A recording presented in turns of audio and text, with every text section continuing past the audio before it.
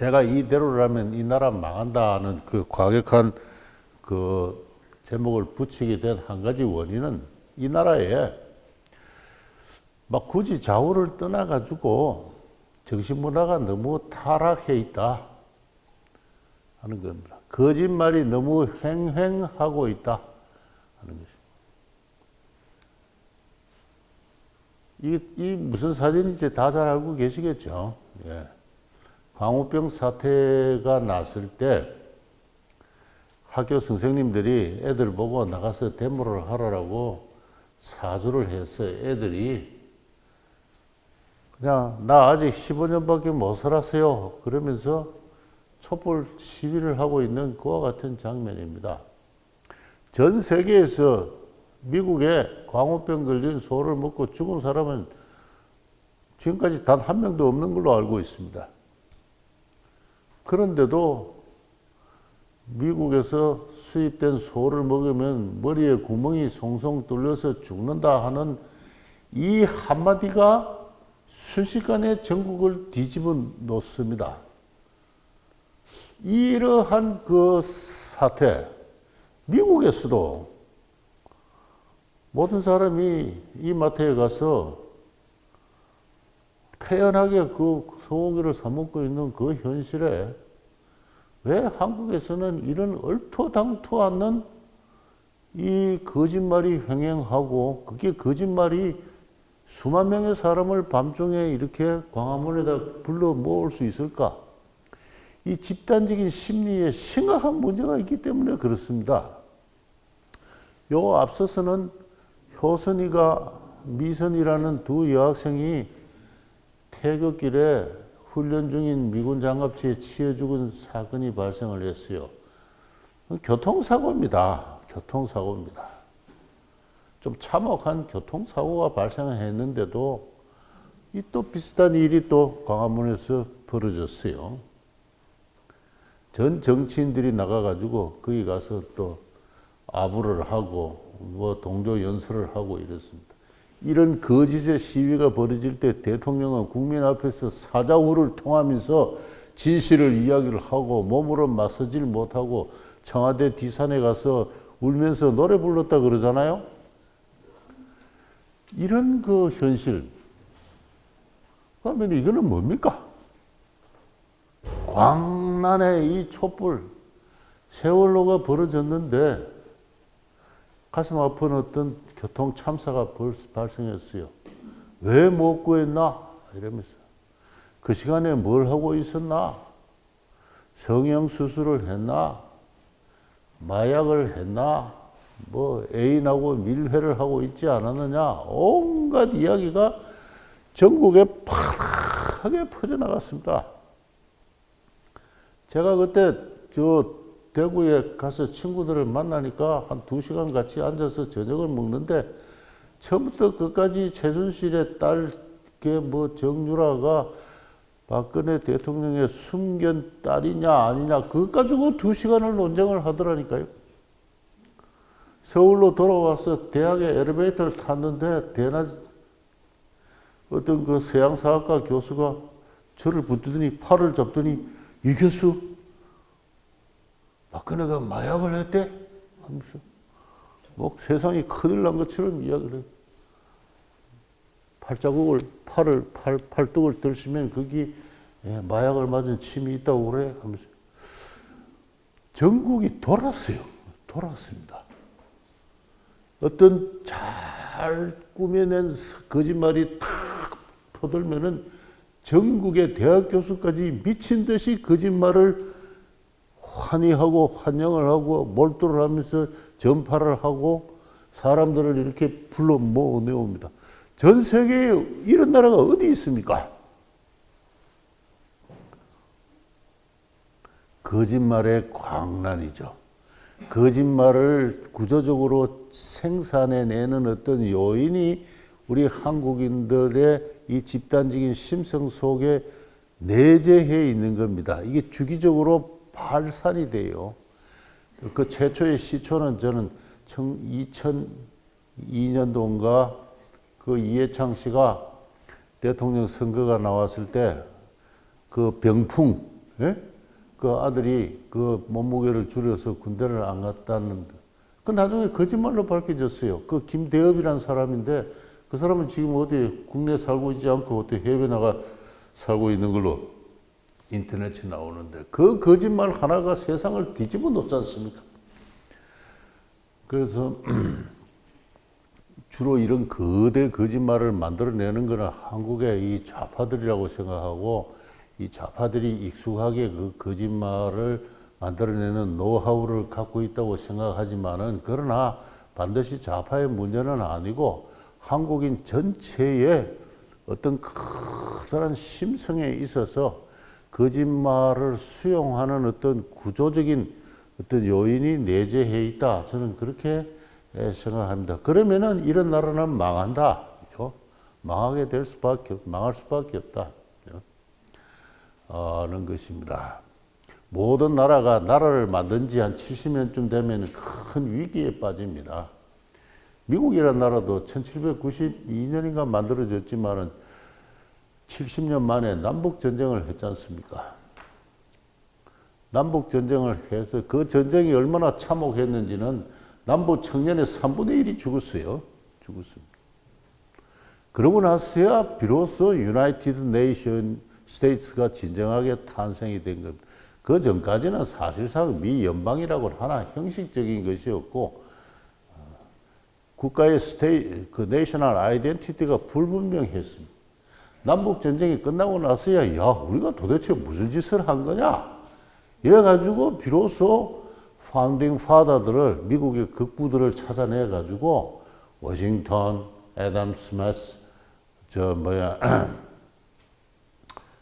애덤스, 그 다음에 제퍼슨, 등등 파운딩 파더들을 찾아내서 그들의 대해서 연구를 하고 그때부터 미국의 내셔널 아이덴티티가 정립이 된 겁니다. 일본도 마찬가지예요. 1868년에 명치유신을 했지만은 나라가 70년 만에 박살이 났어요. 주제도 모르고 끊임없이 제국을 확장하다가 아까 김 지사께서 잘 설명했지만은 미국에 덤벼들었다가 완전히 일본 전토가 폐해가 되었습니다. 폐해가 되고 또 원자폭탄을 또 2방이나 맞고 그 전쟁 때 일본이 받은 저 상처는 말을 할 수가 없어요. 동경 대폭격 때문에 동경 전체가 폐허가 됐습니다.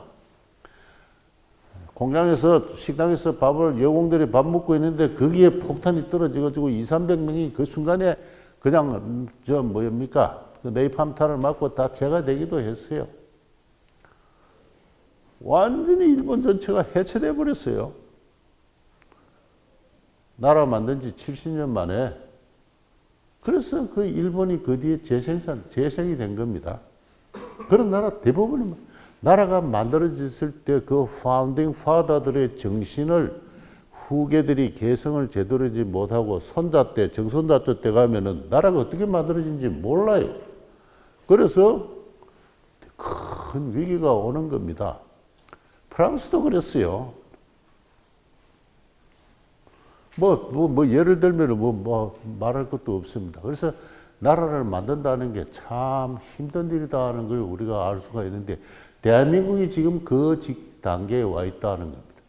1948년에 만들어진 나라가 지금 70년 만에 이 나라가 도대체 어떻게 생겨먹은 나라인지에 대해서 대혼란을 겪고 있고 대혼란을 겪는 나머지 국민들의 다수는 조금만 어떤 거짓의 선동이 발생을 하면은 그냥 불나방이처럼 그냥 수만 명이 거리에 나서서 밤중에 촛불을 밝히는 이 기괴한 어떤 현상을 만들어내고 있는 대단히 위험한 현상입니다. 아까 김 지사께서 말씀하셨지만은 이 탄핵 사건이 이거는 그 상처를 우리가 제대로 치유하지 못하면 결국 나라는 망한다고 해도 좋을 만큼 심각한 사건입니다. 여기는 민주주의를 구성하는 가장 중요한 법치의 원리가 처음부터 끝까지 완벽하게 무시되고 있어요. 대의제가 무시되어 있고 상권 분립이 무시되어 있고 최종적으로는 법치가 무너졌어요. 그래서 그 희생을 앞으로, 그 비용을 앞으로 어떻게 치를지 생각만 해도 참 아득한 어떤 정신이 혼미해지는 그런 상황이라고 생각합니다. 그래서 결코 가벼운 상황은 아니고 좌우를 떠나서 심각한 정신적인 위기가 도래한 가운데 국가 정체성 자체가 혼란스럽고 그런 가운데 국가의 해체 자체를 지향하는 정치 세력이 정권을 잡았다 하는 이제 이런 이야기를 할 수가 있는 겁니다. 이럴 때 우리는 다시 법치를 무너졌다는 것과 관련해서 최근에 한국 대부분의 판결을 보고 저는 더욱더 그런 생각을 하게 되었습니다. 일제가 전쟁을 벌였을 때 1939년부터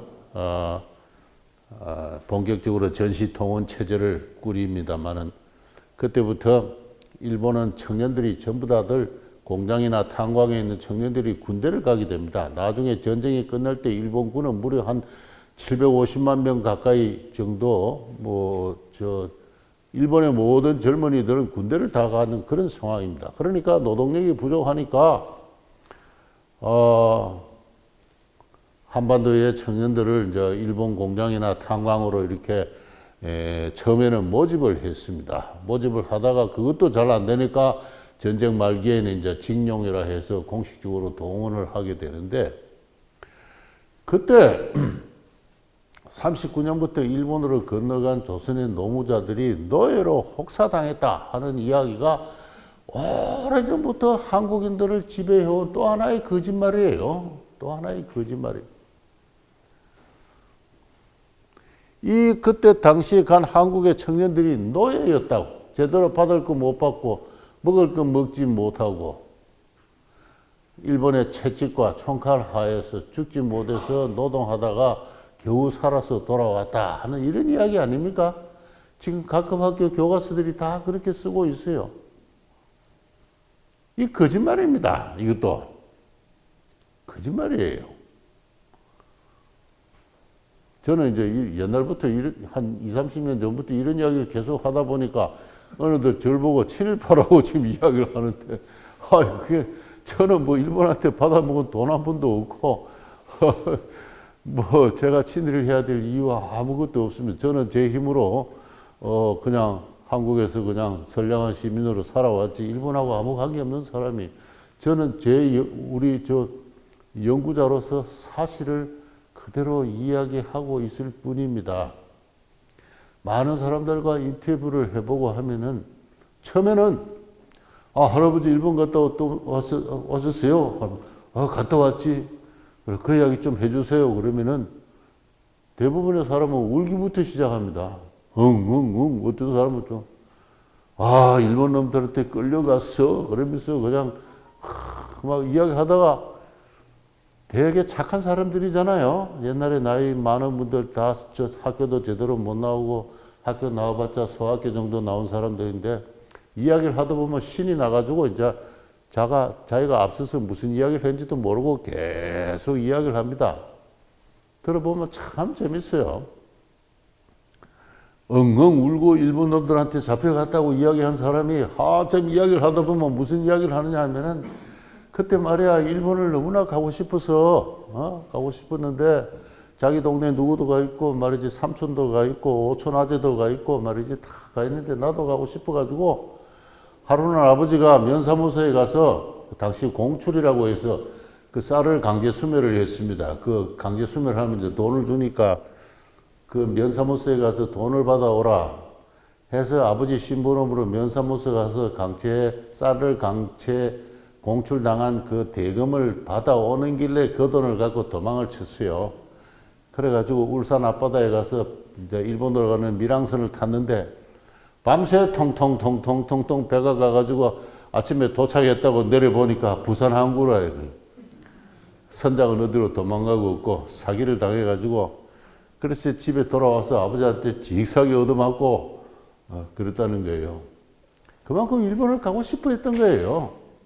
그러다가 면사무소에서 드디어 모집한다길래 그렇게 갔다는 겁니다. 가가지고는 돈을 받아서 일요일 날 시내 나와가지고 팥죽도 사 먹고 영화도 보고 또 일본 여자들하고 데이트도 하고 했던 자기 활극을 막 털어놓습니다.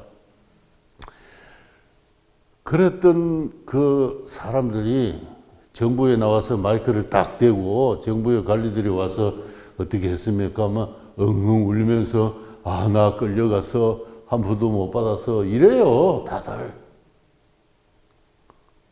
돈 안 받고 일할 사람이 세상에 어디 있습니까?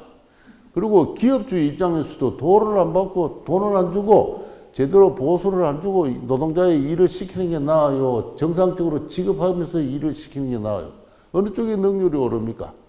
노예로 부리려면 노예 감시 비용이 들어야 돼요. 임금을 주는 것보다 감시 비용이 더 클 수밖에 없어요. 이 간단한 경제학의 논리를 무시하는 거짓말이 횡행하고 있는 겁니다. 배가 좀 고팠던 건 사실이에요. 여러 사람 이야기 들어보면. 왜냐하면 일본 사람들은 소식을 하니까. 한국 사람들은 그래서다가 고봉으로 먹잖아요. 배가 든든해야 일을 합니다. 그 처음에는 가서 고생을 해요. 근데 가만히 들어보니까 밥을 많이 돌라는 이야기가 있으니까 그 당시 일본 회사들의 노무 기록을 보면은 한국인들에게는 요구하는 만큼 밥을 줘라. 그런 이야기도 많이 나옵니다. 그렇게 해서 다들 씩씩하게 일을 하고 그리고 농촌에 있던 사람이 소 끌고 농사만 짓던 사람이 공장이나 탄광에 가서 일한다는 건 굉장히 힘든 일이에요. 아무리 신체 강건한 젊은이라 하더라도 어지간히 튼튼하지 않고서는 견디기 힘든 노동의 스트레스가 있습니다. 거기서 오는 어떤 고통이 없었던 건 아니에요. 그러나 노예로 혹사당한 건 결코 아니고 대부분의 경우 정상적으로 임금을 지급받고 그리고 전쟁 말기에 공장이 부서지고 흩어지고 하는 혼란기에 한두 달 정도 받지 못한 월급이 있을 수는 있겠지요. 그렇게 해서 다들 무사하게 기한해 와가지고 이야기를 들어보면 다들 정상적으로 건강한 기억을 갖고 있는 사람들인데 이 노예 기억을 이렇게 만들어내고 그걸 갖고 재판을 해서 얼마 전에 무슨 재판이 있었잖아요. 제가 볼 때 그 재판 기록을 쭉 읽어보니까 이 거짓말이에요.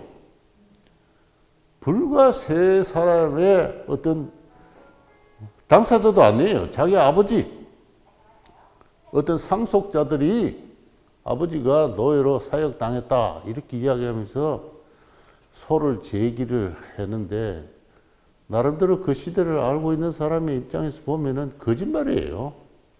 또는 증거로 뒷받되지 않은 개인적인 주장일 뿐이고 그런 것에 근거해서 우리의 고매하신 대법관들이 판결을 내려요. 신일본 제철에 국내 재산을 압류를 해라.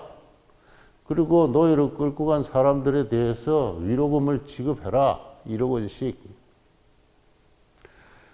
이 법관들이 역사에 대해서 알지 못하는 법관들이 또 국제법이나 어떤 그리고 한국 정부와 일본 정부 간의 지난 60년간의 교섭이 어떤 것에 대해서는 전혀 무시하고 일방적인 판결을 내린다면은 이 일본인들한테 상당히 큰 충격을 줬어요.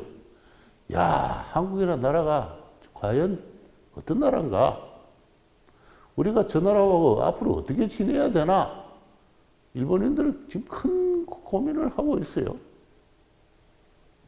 만약에 이 판결대로 신일본 제철에 국내 자산을 압류한다고 해 보십시오. 일본이라는 나라는 하기 싫더라도 보복 조치를 하지 않을 수밖에 없고 그렇게 해서 한국에 대해서 경제 제재를 가한다면은 저는 한국 경제는 마비 상태에 들어간다고 생각합니다. 우리가 최대 수출 산업이 반도체인데 반도체 100을 수출하기 위해서는 13을 일본에서 수입해야 돼요. 아주 고급 소재나 어떤 자료나 부품을 그거 못하면 삼성전자 수도 없대요. 반도체만 그런 줄 아세요? 철강은 100을 수출하기 위해서는 일본에서 수입하는 고급 철강이 30이나 돼요. 그거 못하면은 한국의 철강 수출 스톱돼요. 플라스틱은 한 20 정도 돼요. 플라스틱도 최고급 플라스틱은 국내에서 못 만듭니다. 우리는 여러 가지로 일본과 가까이 붙어 있다는 사실 때문에 발생하는 그 이웃 효과, 그거를 충분히 활용을 하면서 한국 경제를 영위해 나가고 있는 겁니다. 이런 국제관계의 현실을, 국제경제의 현실을 무시하고 이 무책임한 법관들이 그런 판결을 내렸을 때 저는 아하, 이 나라가 망하는 길로 가고 있구나 하는 그런 생각을 하게 된 겁니다. 그래서 문재인 정부가 그 판결을 집행을 할 수 있을까요? 저는 이제야 겨우 좀 깨닫게 되지 않나 싶습니다. 근데 만약에 그 판결에 따라서 국내에 있는 일본 회사의 재산을 압류했다고 치면은 그때부터 대재앙이 저는 발생한다고 생각합니다. 이거는 부정할 수 없는 이러한 정치에서부터 법에 이르기까지 일반 시민에 이르기까지 그 외 대법원까지 집요하게 일본 기업에 대해서 배상을 요구하는 원징용자들의 아들과 딸 그 3명 그 사람의 심성에는 뭐가 있을까요? 오로지 돈밖에 없어요. 돈. 지난 20년 동안 그 소송을 해오면서 키워온 꿈, 그건 돈밖에 없어요. 아주 저열한 수준의 금전주의. 그 돈을 위해서라면 국가를 파탄내어도 좋다 하는 이런 심정에 천박한 금전주의. 이게 민족주의의 탈을 쓰고 국제정의의 탈을 쓰고 전 국민을 기만하고 있는 겁니다.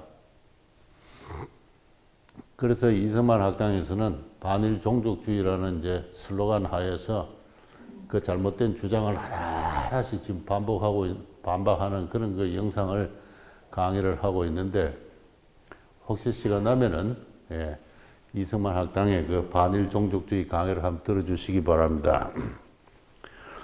드디어 얼마 전에 이 도올이라는 사람이 방송 강의에서 이승만은 미국의 괴뢰다. 국립묘지에서 파내야 된다라고 이야기를 했는데 보도에 의하면은 KBS가 그 도올의 방송 강의를 사전에 검토를 하고 그거 잘했다. 역시 도올답게 강의를 잘했다. 그렇게 평가를 한 모양입니다. KBS를 지고 있는 그 노동조합의 간부들이 도올의 이와 같은 발언이 자기들이 희망하고 의도했던 그러한 발언이다라고 생각하고 이 발언을 전 국민들한테 공중파로 내보내 완전히 전시체제로 말하면 적의 선전부에 의해서 나라의 방송국이 장악된 거나 다를 바가 없습니다. 이승만이 미국의 괴뢰라고요? 평생 미국하고 다투어온 분입니다. 결국은 미국에서 축출된 분이에요. 해방이 되니까 이승만이 동경에 있는 메가더 장군한테 편지를 써서 야, 나야말로 미국을 위해서 봉사할 수 있는 미국의 정책을 실어 펼 수 있는 사람이야. 나를 좀 써줘. 이렇게 스스로 자기 추천장을 이야기를 했고 그래 메가더는 그래 너 한번 와봐. 이렇게 해서 이승만을 데려와가지고 그래 꼭두가시처럼 한국 점령 정책을 펼쳤다는 겁니다. 이게 사실이에요. 얼토당토 않는 말을 능숙하게 지어내요. 거짓말을 공공연하게 뻔뻔하게 하고 있는 겁니다. 이승만은 1945년 8월 15일 해방이 되고 나서 빨리 귀국을 하고 싶은데 비행기 편이 어디 있습니까? 당신은 전쟁인데 항공편이 칼도 없고 아무것도 없잖아요. 미국의 도움을 받지 않고서는 한국에 올 수가 없어요. 더구나 점령지 전쟁터에 가려면은 미 군부의 승인을 얻어야 됩니다. 또 해외 나가려면 여권이 필요하죠. 이승만은 미국인도 아니기 때문에 여권도 없어요. 여러 가지 이유가 있어가지고 미 국무부에다가 나 한국에 돌아가고 싶다 이렇게 신청을 해도 9월 말까지 미 국무부는 대답을 안 해줍니다. 대답을 안 해줘요. 이 이승만과 같이 고집센 반공주의자를 한국에 들여보내서 미국에 도움이 될 것인지 말 것인지를 미 국무부가 재고 있었던 거예요. 그러다가 미 국무부가 미국과 중국에 있는 한국의 독립운동가들을 국내에 들여보내는 것이 좋다라고 결정을 내리는 것이 9월 말입니다. 그해 9월 말. 그때까지 이승만은 미국에서 발을 동동 구르면서 그래 기다리고 있었던 거예요. 중간에 미 국무부 관리들이 여권을 한번 내준 적이 있어요. 그러다가 곧바로 취소됩니다. 취소돼요. 그래 미국이 한국에 가도 좋다라는 여행 허가가 그래 여권 발급을 내주니까 그때서야 이승만은 동경에 있는 메가더 장군한테 전보를 칩니다. 평소 알고 지내는 사이고 그 4년 전에 이승만이 쓴 재팬 인사이드 아웃이라는 책은 미국의 장교로서는 안 읽은 사람이 없다 할 정도로까지 널리 읽힌 책이고 이승만은 그 자신 스스로 미국에서 잘 알려진 오늘날로 치면은 티베트의 달라이라마 같은 그보다 지명도가 더 높은 그러한 사람이에요. 아까 김지석께서 소개했지만 미국의 최고 학부를 나온 그 엘리트 지식인이기도 했고 미국인들한테는 이승만이라는 사람이 어떤 사람인지 잘 알려져 있어요. 그리고 미 국무부는 저 이승만이 너무나 강한 반공주의자이기 때문에 당시 미 국무부에는 소련의 간첩들이 많이 침투해 있어가지고 사사건건 이승만의 뒷발을 잡고 그를 저지시키고 있었던 그런 상황이었습니다. 그런 상황에서 드디어 여행 허가가 나니까 이승만은 그 자기와 면식이 있는 메가더에게 편지를 써서 내가 하와이에서 일본을 거쳐서 서울로 갈 수 있는 비행기 편을 제공할 수 있느냐. 하와이까지는 민간 항공을 타고 갈 수가 있어요.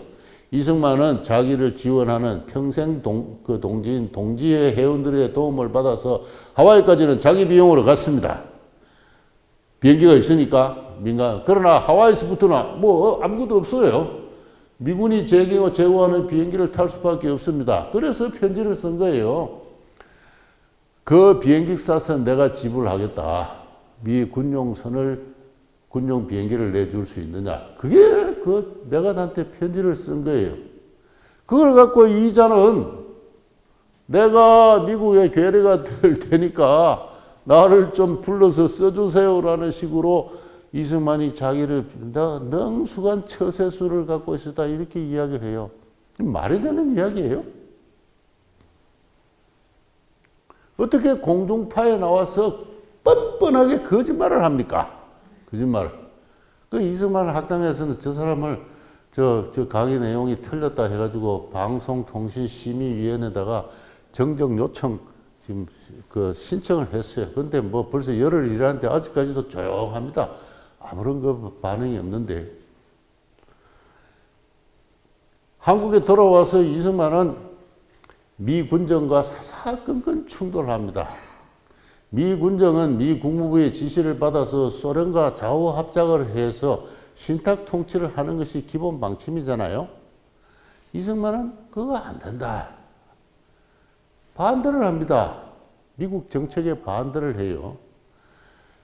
근데 이 사람이 개인적으로 반대하는 게 아니라 하는 거라. 이 사람이 반대를 하면 전 국민의 40%가 그 뒤를 따라요. 왜? 독립협회 그 1895년 50년 전부터 민족의 지도자로 부각되어 있었던 사람이니까. 그리고 1919년 대한민국 임시정부의 초대 임시 대통령을 했는 분이고 하니까 그리고 당대의 최고 학력을 갖는 세계적인 지식인이고 또 좋은 책을 또 쓴 사람이고 미국에는 이승만을 지지하는 많은 우호적인 어떤 지지자들이 있었습니다. 미 상원의원의 해리스 목사라고 있었는데요. 이거는 이승만이 성립한 어떤 코리안 파운데이션의 이사장이기도 합니다. 미 하원의 원목이 이승만의 1급 지지자였어요. 미 의회의 원목은 미 의회가 개헌할 때마다 기도를 합니다. 당시 상원의 의장이 트루만 부통령이었어요. 이 트루만 부통령이 나중에 대통령이 됐습니다. 해리스 목사하고 아주 친한 사이예요. 오랫동안 서로 그 이승만은 해리스 목사를 통해서 대통령이 된 트루만에게 쪽지는 언제든지 전할 수 있는 그런 정도의 사이였어요. 미국 정계에서는 상당히 수준 높은 어떤 인적 네트워크를 갖고 있는 이승만인데 이 사람이 국내에 와가지고는 사사건건 미국의 한국 정면 정책에 반대를 합니다. 미 국무부의 엘즈 히즈 같은 간첩들이 그 당시 동아시아 차관을 하고 있었는데 저 이승만을 제거해라. 저 이승만 때문에 소련과 합작을 해서 신탁 통치하는 방침이 진척이 되지 않는다. 왜? 전 국민이 그 사람을 40%가 똘똘 뭉쳐서 따르고 있으니까. 이승만이 그랬습니다. 좌우합작을 해서 신탁 통치를 하는 것은 공산주의로 가는 길이다. 그 말이 맞습니까? 틀립니까? 그 당시는 그 말에 찬성할 수 없는 사람들이 많이 있었어요. 나머지 60% 가운데 40%는 세상이 어떻게 돌아가는지 모르는 사람들이고 20%는 빨갱이들이었어요. 좌익들이었습니다. 그 사람 입장에서 볼 때는 아주 공산주의로 떨어지면 이 민족은 다시는 헤어날 수 없는 나락에 빠진다. 그렇게 이야기했던 분이에요. 여러분, 나와 함께 똘똘 뭉쳐서 내가 손을 들면은 다 같이 지옥이라도 갈 각오가 되어 있습니까? 그러면 전 국민이 박수를 쳤어요. 그렇게 똘똘 뭉쳐가지고 미 군정의 좌우합작의 정책에 저항을 하니까 일이 안 되는 겁니다. 그래서 결국은 그 위험했던 2년간을 버텨내고 드디어 미국이 좌우합작 정책을 철회를 하고 남아만이라도 자유인의 공화국을 세운다 하는 방침으로 돌아서서 이 생긴 나라가 이 대한민국이에요. 그렇게 해서 병든 몸에 반쪽이 병이 들었으면은 나머지 반쪽이라도 건강을 지켜서 결국 병든 반쪽의 건강을 회복할 일이다. 그렇게 해서 우선은 세계 정세가 여의치 않아서 이 남한만이라도 우선 자유민주의 공화국을 세우고 그리고 힘을 합해서 북한에 지배하고 있는 저 공산 세력을 몰아내어서 공산 학정으로부터 우리 동포를 구원해야 된다 하는 그분의 변함없는 그 신념에 의해서 세워진 나라가 바로 이 대한민국입니다. 한번 떨어지면 다시 헤어날 수 없는 나락이 공산주의라 한 그 말을 지금 70년 지난 이날에 되돌이켜 보면은 그 말이 옳습니까? 틀립니까? 옳잖아요. 북한의 지금 1인당 GDP가 얼마입니까? $1000가 못 되잖아요. 남한의 30분의 1입니다. 40분의 1이라고 그래요. 한 $700 정도 돼. 북한의 내셔널 웰스, 국부는 남한에 얼마인 줄 아세요? 100분의 1입니다. 100분의 1.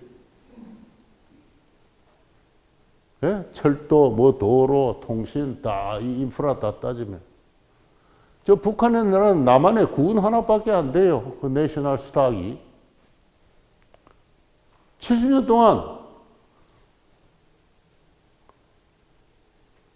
전 세계 문명을 반하는 어떤 그런 학정을 펼친 결과 저런 나라가 지금 있는데 그게 70년 동안 유지된 거는 이승만 대통령 같은 분이 계셨으면 벌써 없어졌을 거예요. 이 자리에 앉아 계신 여러분이나 저나 북한 댕포의 저와 같은 노예 상태에 다 공범자들이에요. 제가 나이가 지금 70이 다 될수록 뭘 했는데, 네? 저 지경을 만들어 놓고, 이때까지 뭐 했나? 남한의 정치가들이. 미국인 같으면 벌써 해결을 했을 거예요. 인간 예종은, 자유의 문제는 다수결의 문제가 아니다. 공화의 틀을 벗어나는 것이다. 그렇게 해서 남북전쟁을 했잖아요. 노예를 해방할 것인가, 해방하지 않을 것인가 하는 문제는 남부 주민의 다수결의 의결에 구속되지 않는 하나님의 뜻이다. 이러한 신념을 갖고 남북전쟁을 한 미국인들인데, 그 미국인들 같으면 북한은 벌써 해방됐을 거예요. 그런 미국인들의 자유의 정신이 없기 때문에 이 나라가 지금 이때까지 지금 이렇게 온 가운데 이 내셔널 아이덴티티가 혼미해서 결국은 거짓말을 구조적으로 재생산하고, 저 남한의 100분의 1밖에 안 되는 저 정치 체제를 지금도 환영하는 이 무리들이 이 남한 안에서 그 세를 확장해 나가고 있는 겁니다. 시간이 얼마나 됐습니까? 예? 예? 10분 정도만 더 하면 돼요. 예. 그래서 자유의 문제는 민주주의와 공화제의 틀에 구속되는 문제는 아닙니다. 아닙니다. 그래서 그런 큰 어떤 국가의 기본적인 파운데이션에 해당하는 문제이기 때문에 그러한 내셔널 아이덴티티를 적어도 이승만 정부 이후에 지금까지 우리는 소홀히 취급해 왔고, 그 결과 엄청난 정신적 위기 상황에 지금 도달해 있다 하는 것. 이승만이라는 분은 이제 한 시간이 한 10분 정도 10분 안에 마치도록 하겠습니다. 조선조 말기에 태어나서 나라가 망하는 것을 피눈물로 본 사람이에요. 본 사람이에요. 여러분, 나라가 망한다고 생각해 보세요. 망하면 다 노예가 돼요. 망국노가 됩니다. 망국노가 돼요. 일본인들 앞에 가면은 무조건 허리를 굽힐 수밖에 없고 노예가 되는 거예요. 법적으로는 노예는 아니지만은 노예와 다름없는 정신적인 종속 상태에 들어가게 되는 겁니다. 어떤 일본 유학생이 일본에서 제국모 딱 쓰고 망토 입고 딱 폼져다가 방학이 돼가지고 현해탄에서 일본 시모네세키에서 연락선을 탁 탔어요. 나 제국대학 나 동경대학교 다니는 제국대학 학생이야. 근데 딱 타자마자 그 앞에 수위가 있다가 조선징 여기로 가시오. 그래서 딱 니혼징 여기로 가세요. 차별을 당할 때 그 모욕감이라는 것은 말할 수가 없어요. 그게 망국노의 처지예요. 처지다. 그 3대라는 소설에 보면 첫 장면이 그렇게 나오잖아요. 그 망국노가 되어가는 과정을 피눈물로 지켜본 사람이에요. 왜 이 나라가 이렇게 망하느냐? 여러 가지가 있는데 독립정신 책에 보면은 사람들의 정신이 타락했다. 이승만의 기본.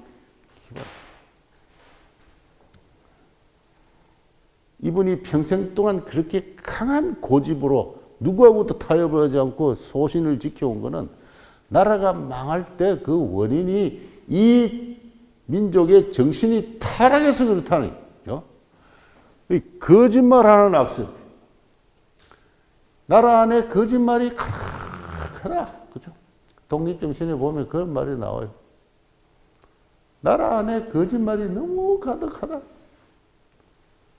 부모 자식 간에도 그 말 속에 거짓말이 깃들어 있고 친구 간의 말에도 거짓말이 있어서 믿을 수가 없다. 거짓말이 너무 횡행해서 외교가 성립하지 않는다. 이렇게 이야기해요. 이게 500년 동안 한 사회가 닫힌 가운데 가혹한 지배체제가 성립하면은 그여갈 수 없는 어떤 신분의 사닥다리가 강철처럼 드리워진 가운데 사회가 칵 닫혀 있으면은, 그리고 인구가 증가하고 한 1700만 정도 되면은 이 사회에서 인간들이 살아남기 위해서, 보다 높은 자리에 올라가기 위해서 최선의 전략은 거짓말하는 거예요. 그걸 지금 이야기를 하고 있어요. 실로 부끄럽고 통탄스러운 일이다. 그래서 이 이승만에게 독립운동이라는 것은 단순히 빼앗긴 나라를 되찾는 문제가 아니라 한국인을 근본적으로 정신에서부터 바꾸는 새로운 인간으로 소생시키는 작업이기도 했어요. 개조자. 그 정신을 바로 이 독립정신이라는 책에서 쓴 겁니다. 그래서 아직도 안 읽어보신 분은 한번 가서 요 뒤편에 책이 좀 있습니까? 독립정신요. 또 나갔을 때 하나씩 사서 보시고, 이 읽어보면은 감옥 안에서 쓴 이 중재수의 복장을 한 이 이승만이 피눈물로 나라가 망하고 있다. 이 나라가 망하는데 뭐 때문에 망하느냐? 자유와 독립의 정신이 결여되어 있기 때문에, 자유와 독립이 뭔지를 모른다 하는 겁니다. 그래서 자유와 독립이 뭐냐 하는 것을 쭉 설명을 하고 있는데, 지금 시간이 이렇게 많지 않아서 제가 자세하게 다 설명할 수는 없고, 이 독립정신이라는 책을 그저 지구는 둥글다, 지구는 5대양 6대주로 이루어져 있다, 인종은 황인종도 있고 백인종도 있고 흑인종도 있고 이거는 그냥 국민학생을 위한 계몽서구나, 그렇게 생각해서 책을 읽으면 큰일 납니다. 그렇게 읽어도 좋을 부분이 있지만은 독립이 무엇인가, 자유란 무엇인가 쭉 설명하는 그것은 지금도 대다수의 한국의 대학 교수들조차도 그 경지에 못 달해 있는 높은 수준입니다. 자유와 독립은 물론 남의 지배를 받지 않고 자기 근로하고 자기 저축하고 자기 계획해서 사는 것이죠. 남의 지배를 받지 않고 독립을 하는 것입니다. 그러나 남의 지배를 받지 않고 자기 힘으로 홀로 사는 것, 그게 자유만은 아니에요. 그렇다고 산속에 들어가서 지리산 속에서 요새 텔레비에 나오듯이 나는 자연인이다, 그렇게 사는 게 그게 자유 아니에요. 그거는 결코 자유가 아닙니다. 자유인의 사회, 자유인의 경제, 자유인의 정치, 자유의 국제사회, 이런 것이 종합적으로서 자유의 철학이, 자유의 정치, 경제, 사상이 하나의 전 구조를 이루어야 됩니다. 자유인으로 이루어진 사회는 서로가 신뢰하고 협동하는 사회일 뿐만 아니라 동시에 그 경제에 있어서는 교환하고 분업하고 경쟁하는 사회예요. 그리고 자유인의 정치는 법치와 대의민주주의고, 그리고 이 자유인의 국제사회는 개방과 통상과 영구평화의 세계입니다. 그래서 자유의 경제와 정치는 한마디로 요약하자면은 다른 사람과 통상하는 거예요. 통상합니다. 노예나 농노제 사회는 무력으로 지배하는 사회지만은 자유인의 사회는 서로 대등한 입장에서 서로 개방하고 통상하는 거예요. 그렇게 해서 더 이상 전쟁이 없어지고 세계 평화가 달성되는, 그러면 자유인은 어떻게 해서 개방하고 통상하는가? 그게 책에 잘 쓰여 있어요. 그러나 하나님이 그렇게 하도록 만들었다는 겁니다. 이 지구 자체를. 이 지구 자체는 조그마한 영역을 정해놓고 그 안에서만 살도록 만들어진 것이 아니라 서로 개방하고 통상하고만 살 수 있도록 자원이 다양하게 상이하게 분포되어 있고, 그렇게 해서 사람들은 서로 의지하고 통상을 하면서, 그리고 그 과정에서 경쟁을 하고, 그 과정에서 새로운 지식이 창출이 되고 새로운 상품이 개발되고 과학이 진보하고, 그렇게 해서 결국은 세계가 점점 하나로 통합되어 가는 것, 이게 바로 자유의 국제사회다, 이렇게 이야기를 하고 있고, 이것이 종교개혁 이후에 서유럽의 진보를 이끌어온 세계사의 큰 흐름이다. 이 세계사의 큰 흐름을 앞으로 이끌어갈 나라가 하나 있으니 바로 미국이다. 내가 어릴 때부터 맹자를 읽고 춘추를 읽고 했는데 여순의 시대가 이 현실에 다시 도래할 줄은 몰랐다. 미국을 보니까 미국이 여순의 시대다. 이렇게 이야기를 해요. 저 미국이 앞으로 세상을 통상과 평화로 이끌어갈 나라다. 우리도 미국처럼 자유인의 공화국으로서 삼권 분립의 대통령 중심제, 그리고 시장 경제, 그리고 중립적 통상국가로 발전하자. 그게 썩어 문드러진 조선 왕조가 다시 사는 길이다. 그게 바로 이 독립정신의 책이에요.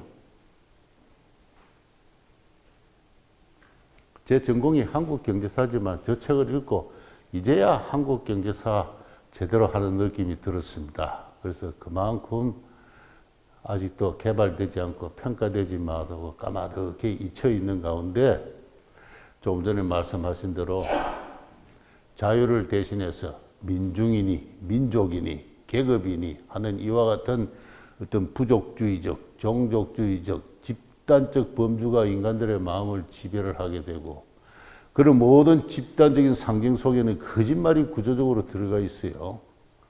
그래서 거짓말이 횡행해서 드디어는 나라를 뿌리를 흔들어 버리는 이런 지경까지 도달했다는 게 제 생각입니다. 그래서 독립정신 꼭 좀 읽어주시고, 그리고 시간 나시면 이승만 TV 좀 많이 봐주십시오. 그 안에 이런 이야기를 다 해놨습니다. 그리고 더 시간이 나시면은 토요일 날 집에 있으면 뭐 합니까? 토요일 날 아침 일찍이, 그죠? 제 친구들 보면 토요일 날 가면 다 골프 나가고 그래요. 저 맨날 치도 골프가 그게 그건데 뭘 그렇게 자꾸 치는지 모르겠어요. 그래서 어지간하면은 취미생활 좀 약간 접으시고 이승만 학당에 나오십시오. 그러면 또 멤버십이 형성이 되고 새로운 어떤 그 인생의 또 새로운 또 하나의 그 장면이 펼쳐질 수가 있습니다. 예, 제 이야기는 여기서 마치도록 하겠습니다. 예, 감사합니다.